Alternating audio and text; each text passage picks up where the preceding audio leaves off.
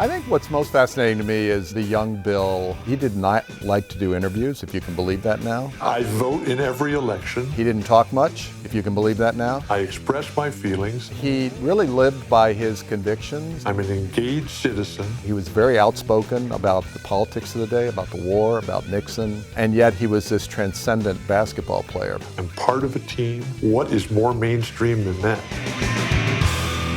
A lot of younger basketball fans have no real idea about what a great player he was. When he was healthy, he was one of the great players in the game.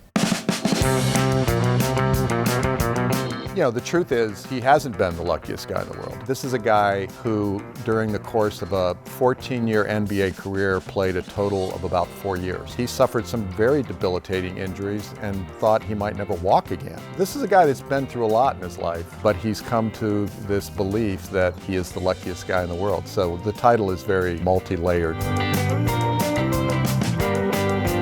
ESPN called me up and they said, we finally got Bill Walton to agree to do a film about him. And of course I was interested, and I followed his career as a young player myself. After I read his memoir, Back from the Dead, I was like, okay, I'm totally in. He loved writing the memoir about his career, but he didn't feel a need for there to be any kind of film done. But fortunately, he changed his mind. The way in was to say, we're going to focus on the Portland championship season that they had in 76-77, which he loved. But then I just said, you know, it's got to be the fuller story. I started playing basketball when I was 8 years old.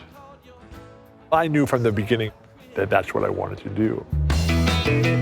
We focus on his early years in high school and then at UCLA, where he was part of the team that won 88 straight games, which is a record that stands today, into the Portland years where he was at the bottom and at the top and then at the bottom again, and then onto the Celtics, where he was able to win one more championship as part of that great 85-86 team, and then the aftermath, the years after in his broadcast career. So we try to get our arms around the whole thing.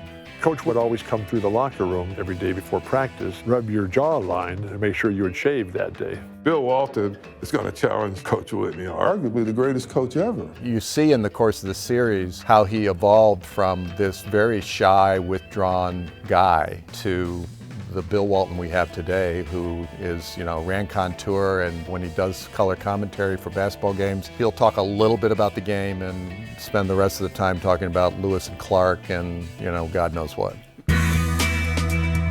It's like for the first part of Bill's life, he didn't speak, and once he got over his stutter, he has not stopped talking since. We spend a lot of time with Bill. It's impossible to do even 2 interviews with Bill and get at everything, because he has a lot to say. But I think he's had just a remarkable life. He's had a rich and rewarding life where he's seen the top and the bottom, and I just think it's a great story to tell.